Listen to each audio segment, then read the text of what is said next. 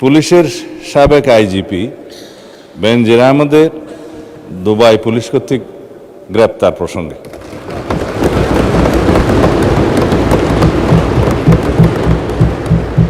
এ বিষয়ে আমি মহান জাতীয় সংসদকে অবহিত করছি যে বর্তমান সরকার দায়িত্ব গ্রহণের পর দুর্নীতি মামলায় অভিযুক্ত পুলিশের সাবেক আইজিপি বেনজির আহমেদকে গ্রেফতারের জন্য ইন্টারপোলের সাথে নিবিড়ভাবে কাজ করার জন্য নিয়োজিত পুলিশ হেডকোয়ার্টার্সের national central bureau NCB Dhaka কর্তৃক ইন্টারপোলে আবেদন করা হয়।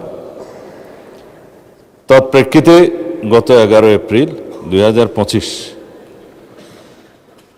এটা 2025-এ পাঠানো হয়েছিল, আমরা এটা মনিটর করেছি। ইন্টারপোল 2025/12239 নম্বর ফাইল ও 5174/4 2025 কন্ট্রোল নম্বরের মাধ্যমে বেনজির আহমেদের প্রতি রেড নোটিশ জারি করে।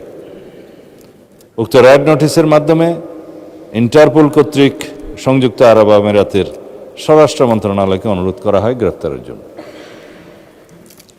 মাননীয় স্পিকার, আমি এই মহান সংসদের মাধ্যমে সমগ্র জাতিকে জানাচ্ছি যে গত 12 জুন 2026 তারিখে সংযুক্ত আরব আমিরাতের স্বরাষ্ট্র মন্ত্রণালয়ের directorate general of federal criminal police national central bureau NCB Abu Dhabi হতে প্রেরিত একটি ইমেইলের মাধ্যমে বাংলাদেশ সরকারকে জানানো হয়েছে যে দুর্নীতি মামলায় অভিযুক্ত বেনজির আহমেদকে সংযুক্ত আরব আমিরাত পুলিশ কর্তৃক গ্রেফতার করা হয়েছে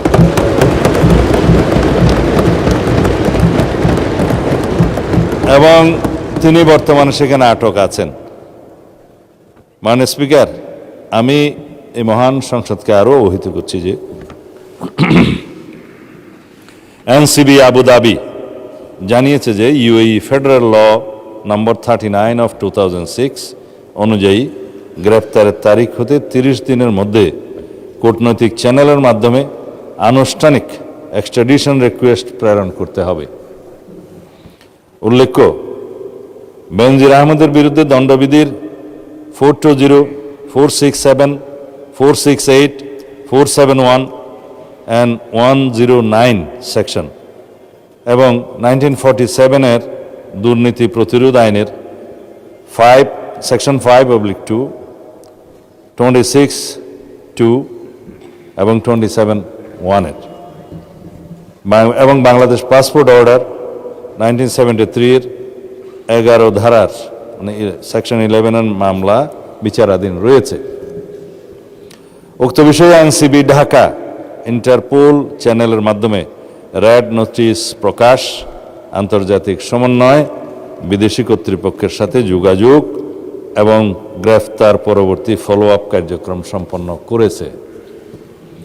দুদক কর্তৃক প্রত্যার্পণের জন্য প্রয়োজনীয় মামলা, গ্রেফতারি পরোয়ানা ও তদন্ত সংক্রান্ত দলিলাদি প্রস্তুত, স্বরাষ্ট্র মন্ত্রণালয় কর্তৃক এক্সট্রাডিশন প্রপোজাল প্রস্তুত ও অনুমোদন এবং পররাষ্ট্র মন্ত্রণালয়ের মাধ্যমে ইউএই কর্তৃপক্ষের নিকট কূটনৈতিক চ্যানেলে আনুষ্ঠানিক এক্সট্রাডিশন রিকোয়েস্ট প্রেরণ করে এনসিবি আবুধাবির সাথে সমন্বয়পূর্বক অতি দ্রুতই তাকে বাংলাদেশে নিয়ে আসা হবে। এটি বাংলাদেশ পুলিশের একটি ঐতিহাসিক সাফল্য। এর মাধ্যমে আমরা বিচারহীনতার সংস্কৃতি থেকে বের হয়ে আসতে সক্ষম হব ইনশাআল্লাহ। পাশাপাশি এর মাধ্যমে আমরা জাতিকে আশ্বস্ত করতে চাই যে অপরাধী যত শক্তিশালী হোক না কেন, আইনের ঊর্ধ্বে কেউ নয়। এটি দেশে আইনের শাসন প্রতিষ্ঠা এবং বাংলাদেশের ইতিহাসে মাইল ফলক হয়ে থাকবে। মাননীয় স্পিকার, আপনাকে ধন্যবাদ।